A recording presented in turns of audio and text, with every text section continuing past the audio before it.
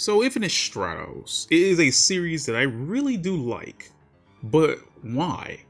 Like, Infinite Stratos on paper doesn't seem anything special. It is a Mecha Harem series. The girls are somewhat okay, and the main character is a dumb as a sack of bricks. But why do I like this show? I can't really call it a guilty pleasure, because I generally do enjoy this show despite its shortcomings. Like, honestly, I really do. Season 2 notwithstanding, because that season 2 was actually kind of bad. But season 1 of IS was pretty decent. You know, like for someone else, they would say pretty decent. For me, I actually did like it though. Like, I've seen this anime so many times over and over and over again. I don't know why. It could be just because of the mechas. It could be just because of the fan service. It could be just because of the music. But I will get into all those in a minute. Infinite Stratos is a pretty good series to me. Now, somebody may not see anything special, but I do see it kind of special, even though if it doesn't really do anything that makes it seem all that special. I guess I could start with the one thing I really want to talk about. The music. Like, IS has music far too good than the show should ever have had. Like, Byakushi's theme, Fukuin, IS Shokaku, Ichika Sodatsusen, Reiraku Byakuya, Setsura, The Battle of IS, and Yukihira Nagata. Those are all songs in the soundtrack I really do like. And, like, the entire soundtrack is really good. Like, I haven't found a single song in that soundtrack that I wouldn't legitimately listen to. And all the songs I just listed off are songs I have on my phone. I can just listen to my playlist. I remember those off the top of my head because they're so good. And even the show just has a really good soundtrack. Like, I haven't heard a soundtrack from a harem series, a harem series that has this good. Like, this music's composed by a woman named Hikaru Nanase. She's, from as far as I'm aware, she's only composed one other anime I know of. And I want to say it was a Requiem for the Phantom, some Phantom Requiem, something like that. And it wasn't as good as IS's, but she needs more work, I swear to God. This woman needed more work. Like, because she made a damn good soundtrack with IS Season 1. Season 2 has some good music, but I can't really... It's not as good as Season 1's. It's okay. There's like one, maybe 2, 3 songs I like in the Season 2 soundtrack, but not really all that much to say, oh my god, this show is so damn good. But yeah, that's pretty much just Season 2. Like, Season 1 soundtrack is really good.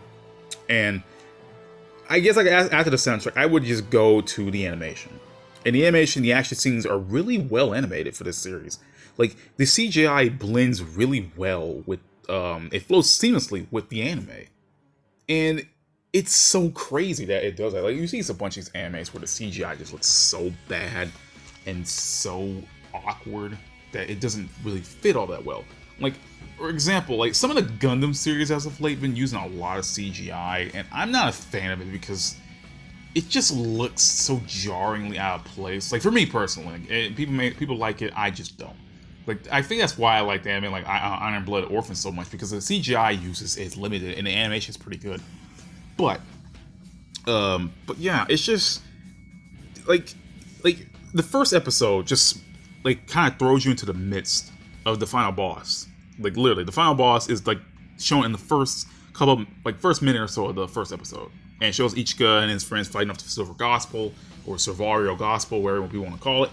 And you're fighting it back, and the animation looks so clean. Like, it looks far too good, and it has any right to be. Now, granted, they reused it for the 12th episode because, I mean, it was the final battle. They had to show it off to give like people in. But like, other fights in the show are actually pretty good. Like, Ichika versus Cecilia is pretty good. It's actually one of my favorite fights, despite how simple it is. But the animation is really, really good. And funny enough, they use bits and stuff of that animation in the later episodes, which reusing animation is like not something I approve of, but at least it's good animation, though. It looks out of place when Ichika starts like reusing animation from certain parts of the show that I know I've seen it from. Like, Cecilia's battle, like Ichika's first battle with Cecilia, kind of like have like pieces of animation reused in the rest of the show, and it looks so out of place. But I mean, at least it was good animation. And I would say another thing I like is the IS designs. Like, the titular IS, I like. They are really well designed. Like, my favorite is actually Ichika's Byakushiki, not the Byakushiki or Hyakushiki from Gundam. Like, Ichika's Byakushiki. It looks good. Like, it really looks good. I like the white coloring. The wings look sick. Like, it looks like a sick Gundam like mech, but human sized. I mean, it was because of Infinite Strauss that I had a story I wrote, and I kind of based the ideas like powered armored suits from that from Infinite Strauss over to the story I wrote, and it's actually pretty helpful because like the IS lore, it has lore like the lore of the IS. It actually has a good foundation. It doesn't like throw in mechas, but like, oh well, think for yourself. Guess what the hell they're about? No, it explains the cores, it explains like the functions of the weapon, weapons. It explains how the IS moves, etc., etc. And the mystery of Ichika being the only male to use an IS was a mystery in the first season of the anime. Though it got answered later in the light novels, and I don't know if that answer is really satisfying because it's kind of dumb. Like it's not dumb, not dumb, but like. It felt like a cop out explaining, oh, why Ichika can use his IS if he's a dude, but only women can use it. And it felt like a cop out. But anyway, I will say another thing I like: the English dub. The English dub is something I actually do like of Infinite Strauss because, like, I hear people who don't like it. They're also like, talk about, oh, well, these girls, like, why do these girls sound like the way they do? I like the idea of the characters sounding like from where they're from. Like Cecilia sounds like she's from the UK, because she is. Ren is from China, though she has no Chinese accent. Like the only accents that really kind of take place is Laura, Charlotte, and Cecilia. I kind of find it funny that that Ren didn't get no kind of Chinese accent, though I don't know how that would have worked. And Hoki, I don't know how that would have worked either because the show isn't dubbed, and having her talk Japanese was kind of weird. But I do like Ichika's Josh Grell. Josh Grell gets a lot of work as just being like the main character of like a generic anime. I find it funny, like especially harem protagonists. Like Josh Grell gets a lot of like time for being like a harem protagonist. Like he was Shido from Day of Life, Issei from DxD. He was more characters, but off the top of my head, those are the two ones I could think of. He was also Armin from Attack on Titan. That's not a harem series. But I find him a lot more expressive and memorable than the Japanese voice actor for Ichika, Koki Uchiyama. I think that's his name.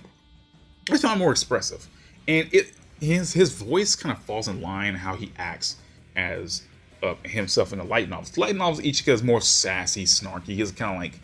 He kind of like takes the weirdness, which just deal with it. He knows it's all dumb, but like with the anime, it kind of just turns into like this black hole of a character. And I finally, I guess I could translate over to one of my main cons of the series, Ichika Orimura himself. Now Ichika, he's serviceable for this anime, but as a protagonist, he's really not good. Like I like his snarkier attitudes and like him dealing with the bullshit of being around the girls. But as a main character and protagonist, at least in season 1, he was fine. He was aggravating, but he wasn't aggravating to the point where he got like to season 2 annoyance of Ichika. Like I gave Ichika a lot of shit back in the day. But just thinking about IS-1, like just season 1 straight up, he wasn't that bad. I made fun of him being the most densest of harem protagonists in anime history, and that is true. Though his denseness is actually kind of a lie because light novel stuff later. And the thing about Ichika is like he doesn't start off like this crazy badass like other harem protagonists do. Ichika has to start from the bottom and work his way up. And like he gets slightly better. He doesn't get too better where he's stronger than the girls, but he doesn't get strong enough to justify his like all the training and shit he done. But he does learn something. Like his fruits of learning actually kind of help out through his later conflicts. So I at least can give Ichika that much, though he has never actually like really won a decent match by himself.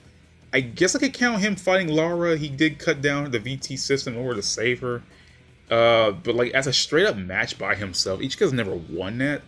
Like because like in each one of his battles, like he either had help or like he just didn't beat the opponent. Like with him, Cecilia, he ran out of shield energy before he was able to beat her. Him versus Ren, he couldn't beat Ren because the Golem IS came down, and he technically sacrificed himself to beat the Golem IS, and he still didn't beat it. They had to like take him down for it.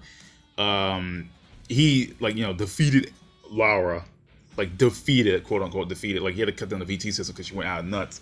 So I kind of guess he did beat Laura, like, no one else could have really helped, because when the VT system activated and Laura's Schwarzenegger, like, no one else could have really done anything. Like, you know, the other IS people were trying to help, people at IS Academy were trying to help.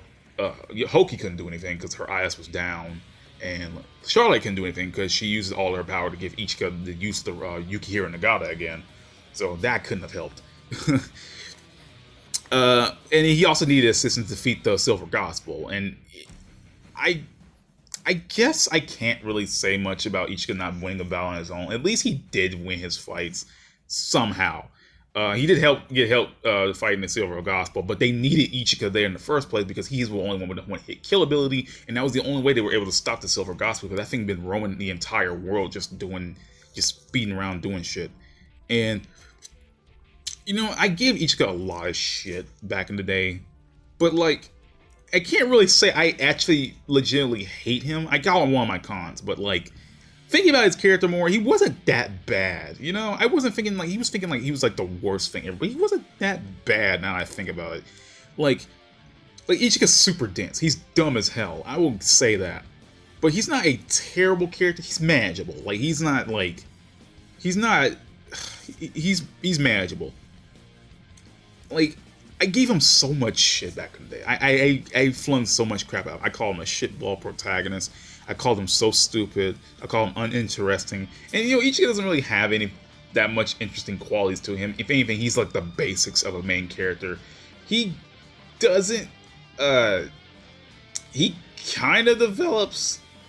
It's like he's like a mixed bag of a character. On one hand, I can deal with him. Like I can deal with him, but on the other hand, like, there could have been more done with him, honestly. But he's not the worst. I do like his light novel counterpart though, because like, he knows the girls like him, but knowing that they're incredibly unstable, like mentally unstable women with super powerful weapons that will kill him, he pretty much keeps his mouth shut about all this. Like, obviously it's not implied in season 1, because, you know, season 1 kind of has to gloss over that stuff because the light novel didn't get to that point yet. About Ichika not...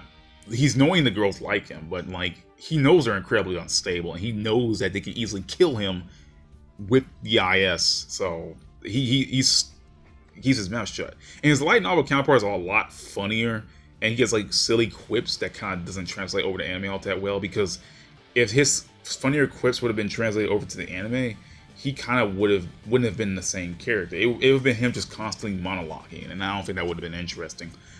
And I feel sad that I would say one of the other cons is like the harem itself. Now the harem has to make it makes or break a harem series. That's like the whole point.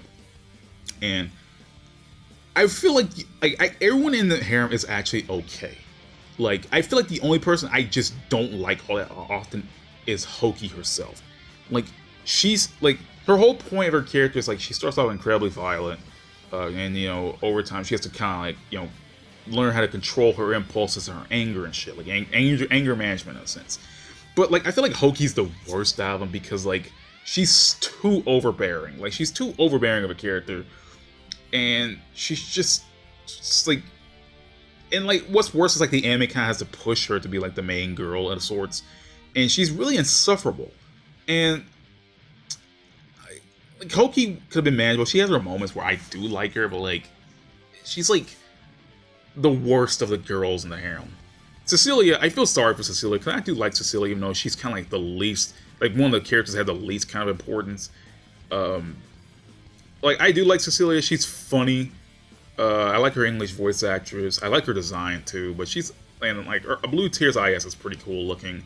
But Cecilia kind of gets pushed in the background, which I feel bad about, because she could have went somewhere. And I feel like Ren is also another character that I just don't like either. I don't hate her, but Ren feels like the least relevant of all the girls. Like, she feels like the one who has the least, like, I can't say characterization, but I think like she's the one with the least amount of importance. Like, Hoki was the first childhood friend. You gotta have that. You gotta have the childhood friend marked off there. Cecilia is the first girl Ichika, well, not first girl, but the first girl that gets attracted to Ichika in IS Academy. Ichika literally saved Laura. He literally helped Charlotte out her problems. So Ren is the second childhood friend, and that's where you run into problems of like, now she thinks she has authority over the other characters because like, oh, I'm this childhood friend, you know, and it kind of sucks really though because like Ren's only defined character is just the second childhood friend. I feel like if there was something more to her, things could be different. But having two childhood friends in this harem, it kind of ruins it. Like it would have been a nice dynamic, but it ruins it because like that means Ren herself doesn't have any standing of her own. And Charlotte is a fan favorite for many reasons. One, Charlotte is not the only one who doesn't hate Ichika outright, or like not hate Ichika, my bad.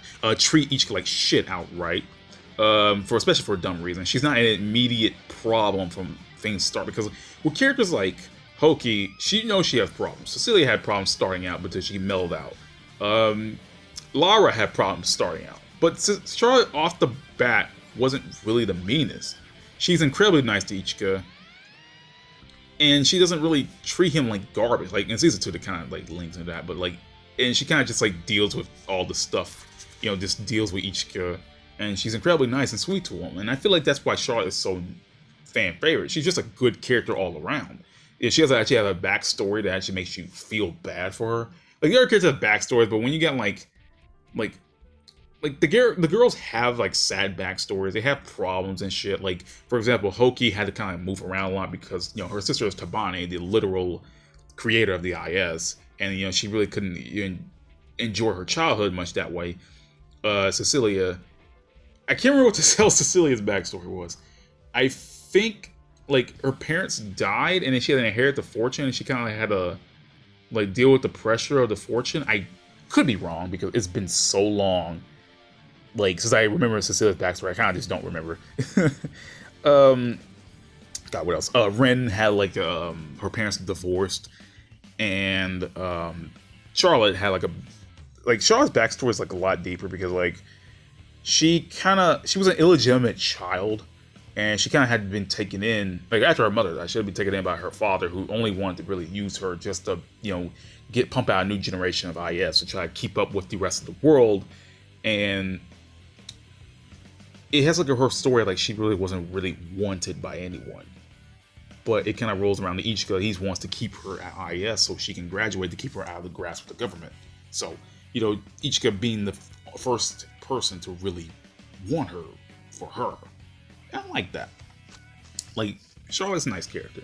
Like she's a nice person, and she has a cool design too. I give her the credit. All the girls are well designed. I'll give her that. But moving on.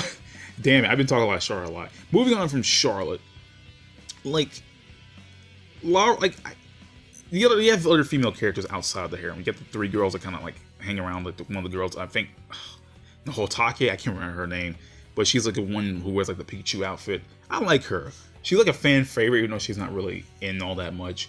The other female characters that matter are like Shifuyu and Maya. Shifuyu, best girl. Like I don't even give a shit what anyone says. Shifuyu's best girl. She's Ichika's sister. She's a teacher at the IS Academy, and she's a former world-class pilot of the IS. Gave her a title of Brunhild. And I like Shifuyu. Like she's my favorite of the characters, mainly because she isn't part of the harem.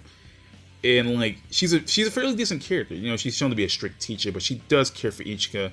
I do like the moment where like Ichika was in danger of fighting the golem, and she was trying to like Maya was worried for Ichika, so like Shifuya was like, "Oh, calm down, Maya, you'll be all right." And then she starts putting in like she wants to put sugar in her coffee to calm down, but she was actually putting salt, which it kind of broke Shifuyu's facade that she really did, you know, was worrying for her brother, which I did like. You got Maya. She's pretty nice. There's not much to say about Maya, but she's incredibly badass when in IS. She was able to just take down Ren and Cecilia just for like underestimating her, like no problem. So like Maya has some badass moments, and then you finally get the other female characters that are important. Tabane Shinono. Tabane is a really tough character to pin down because like she's a character who isn't evil inherently, but she has her moments where she's just like a 50-50 kind of black and white, not a black and white, gray character. Like she has her moments of like just being a pure ass. She's the one who set up the golem invasion against Ichika and Ren. She was the one who made the Silver Gospel go rogue. Yeah. Tabane just like is a problem. Tabane is a problem. And I would say that one thing I just hate the most about all of this is that the show had potential. Like, it's a massive ball of potential. IS is nothing but wasted potential. And I say that as a fan of the series. Like, the IS aren't really explained all that much in the first season. They get explained later and in the light novel. But like the one thing that IS brings up is that the power balance between men and women have been changed. Because the IS are the big thing now. You know, the women are the top dogs while the men are kind of at the bottom. And it doesn't really show that much how the women are, you know, it doesn't go into depth why the women are so strong. Or like, not that bad. It doesn't go into depth why the women, what power the women hold now. It doesn't go into depth about that. It tells you how the women all have power now. And I would say that this power balance kind of gets like explained more in the mangas of Infinite Stratos. And it's somewhat in the light novels. But in regards to the anime itself, it doesn't really show. It doesn't show any girls bullying Ichika or anything, or treating him in like a lesser being because he's a man with no power. And it doesn't really get into Ichika's mind that he needs to like show men that you know, they have a standing in this world, even though they don't have ISs anymore. Because women on Infinite Stratos are like workers now. They're taking the roles of what the men do. They're the ones, you know, doing constructions. They're the ones just doing what men used to do, but now men are the kind of like the ones at the bottom, and they don't have like, you know, a standing anymore. So it doesn't really go into depth with that power balance. Would have been interesting. And I would have liked to see that. I would like to see that. We didn't get more about how you know, Ichika wanted to show like become like Ichika would have been a great protagonist. Because he was like leaning towards becoming this heroic figure, and he wanted to, you know, pay back his sister for protecting him all his life. But it doesn't really, you know, get anywhere with that, and it kind of sucks because I would have liked that. Because like it really didn't go into explanation to why certain things happened. You know, like it explained in the light novel. Explained why Ichika was the only male able to use an IS. I don't like the answer, but it was at that.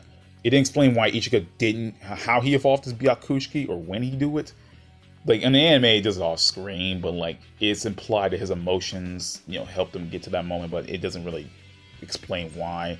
It's not explaining how Hoki immediately learned how to use her one-off ability Kenran Buto, and why it's so conveniently able to heal the Byakushiki Setsura, the evolved form of the Byakushiki.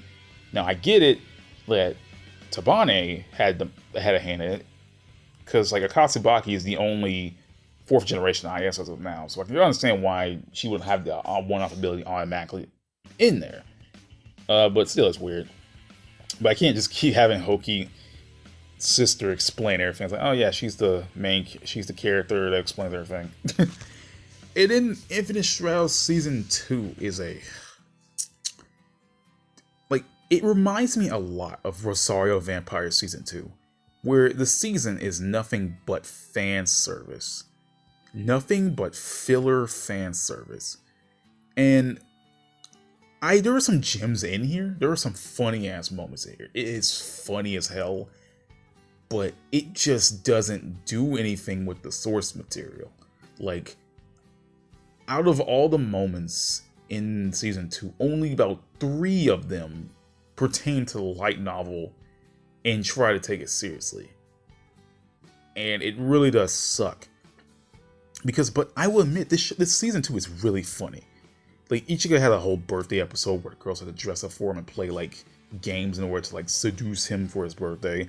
They had a Cinderella episode where Ichika had to rescue girls. Celica had a terrible cooking episode, which was hilarious.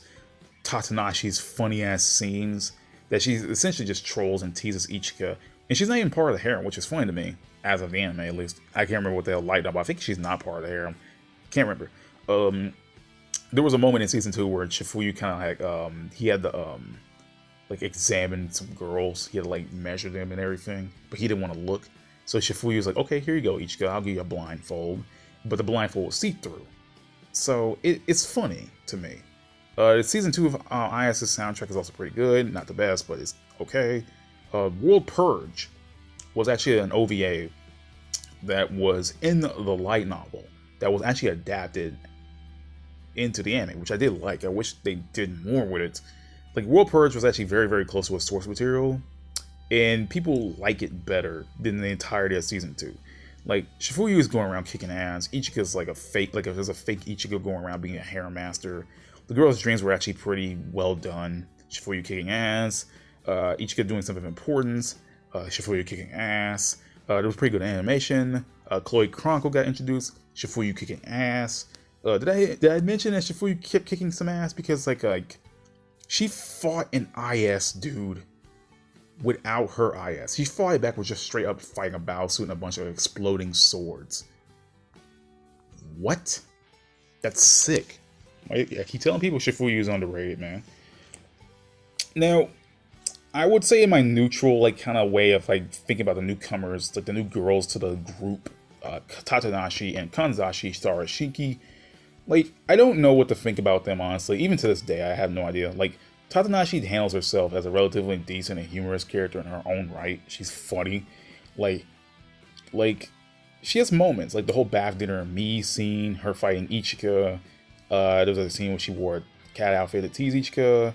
It turned out it was the outfit that she stole from Rin. Like, those moments were funny. They were all fan service scenes, but they were funny. I also do like her design. I don't know why. Something about the design I really do like. It's the blue hair style and the red eyes. It's kind of complement each other. But then you got her sister Kanzashi, who her main reason is that she hates Ichika because she was called to be a representative candidate for Japan. You know, representative for Japan. And then when Ichika entered the IS Academy, the company that was working on her IS, they completely just abandoned the project and they went to working on Ichika's Byakushiki. And then she got a grudge on him, which was a good reason to why she hated Ichika. I can understand why she would hate Ichika because we did her characters. Cecilia didn't like him at first because she just didn't think too much of him because he was a man. Laura didn't hate him because, Laura hated him at first because sister, like he essentially just took Shifuyu away from her. And Kanzashi, I feel like had like a legitimate reason to hate Ichika, and I did like that. And like Tatanashi is a weird case because she feels just like a Mary Sue, and she doesn't really change much. And I feel like Kanzashi wouldn't be a favorite amongst people because she's not that interesting compared to the other female characters. Because once she patches up stuff with Ichika, it kind of like she kind of bleeds in with everyone else, and it kind of sucks. But I mean, that's whatever. Like, whatever. Like, Tatanashi's fine. But she feels a little bit too perfect and too easy of a character to get away with all the shit she does, you know? But I do like Kanzashi and how she was able to, modify a regular Uchigane IS, like a regular mass-produced IS, into the Uchigane Nishiki, which was, she was like, F this. I can't get my own IS. I'm just going to get this regular base IS and just make my own. And I like that. That was kind of cool. But I guess another episode, like another thing I don't like about season 2 is just like the animation just got worse. Like when season 1, the animation was so good, but the animation just got worse in season 2. Like it has this blurring effect when the IS start moving, and like it has like okay. So the battle with Phantom Task, like at the first episode of season 2, he introduces this Miss Villain, and her name is M, aka Madoka Orimura, and like she was set up as like a main conflict. She looks like Shifuyu. She has a relationship with the Orimuras, and it was promising. You don't really get any conflict with her until near the end of the series, and a fight that was seen like it could have been hyped up kind of got ruined by the animation. Like, the blurring effect is ruined.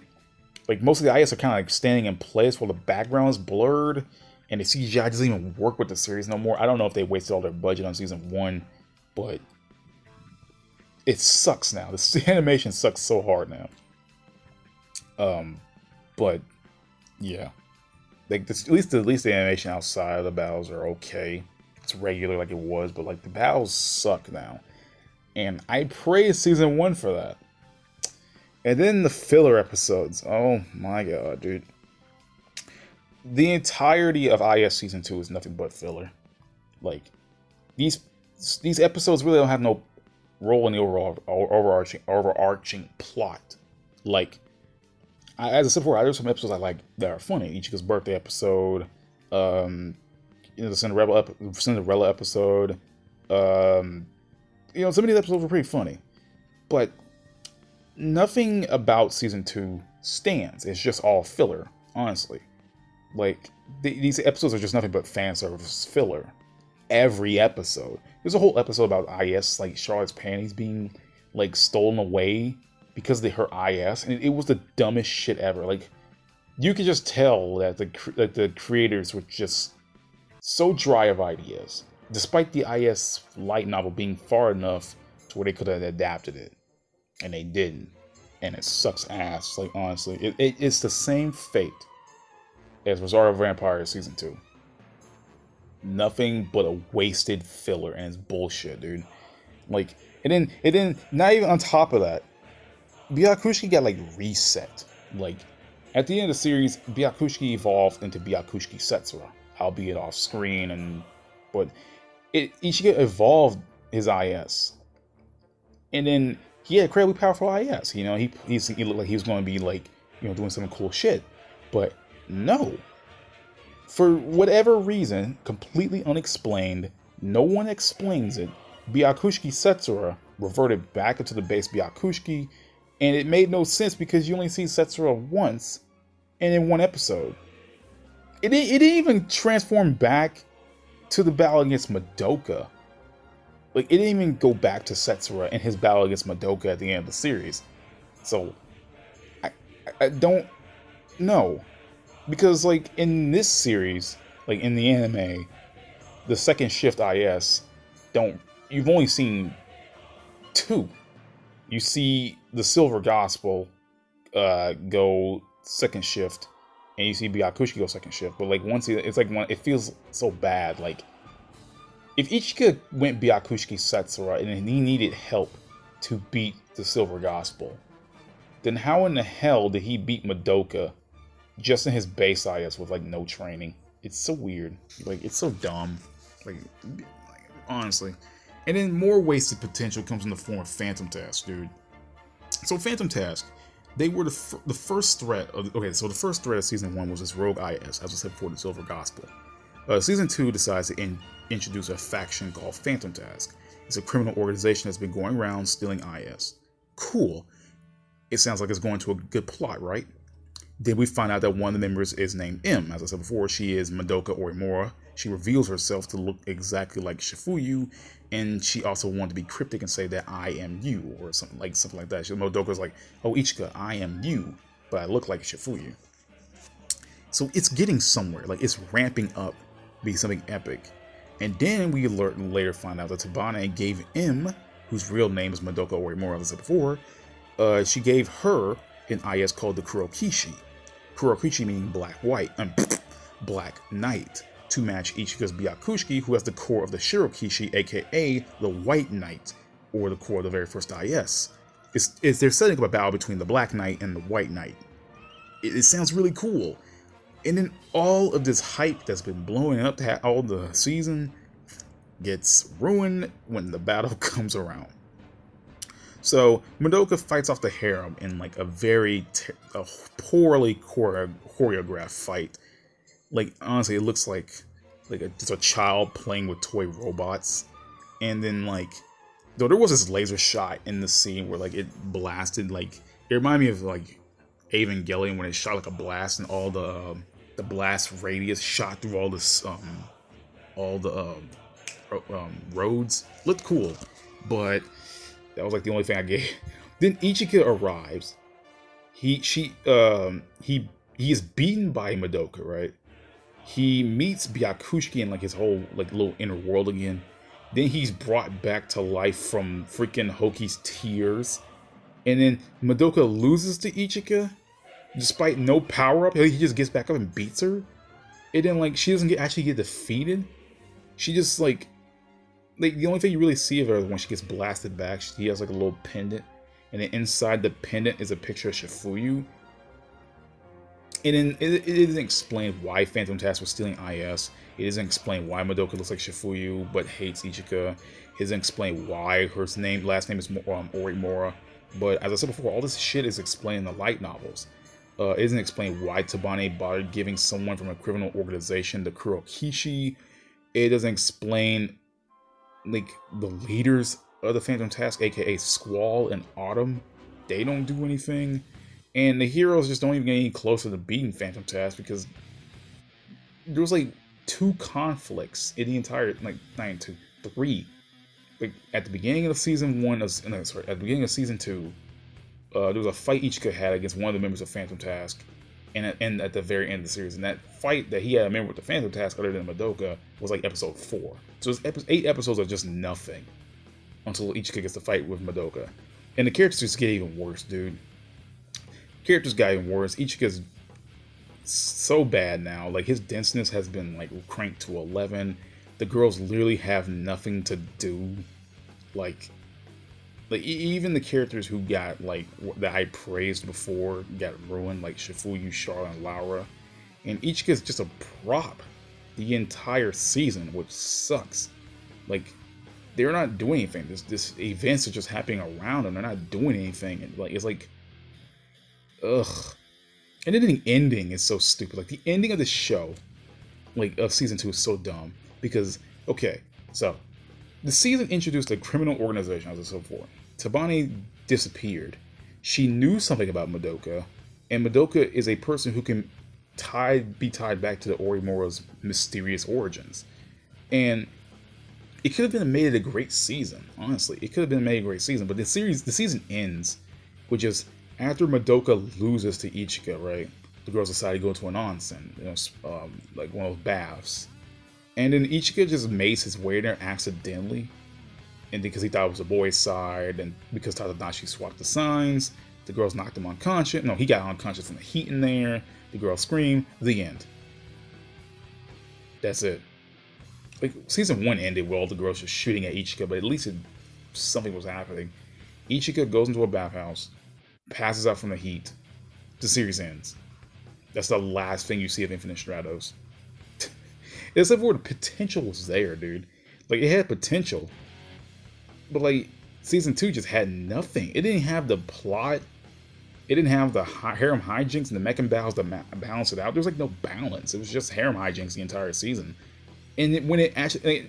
the thing about season 1, IS, it didn't have much of a plot. But season 2 tries to introduce a plot and then ruins it. So, yeah. As a whole, I like Infinite Stratos. Season 1, at least. I like season 1, I like the IS, I like the music, but season 2 can just go die in a hill for all I care. Die in a... Not die on a hill, die in like a hole or something, I don't know. But yeah, I do like this series despite all its shortcomings and all its dumb shit. I do like it. Season 2 was dumb as hell, but at least it has some moments to make me laugh, and it was so bad that it was good. I would rather have it be terrible and entertaining than be just boring. And I think that's why I like Infinite Stratos Season 2. I hate it, but like, I can't bring myself to completely and utterly hate, because it's so bad, because at least it can make me laugh. And that's better than nothing, man.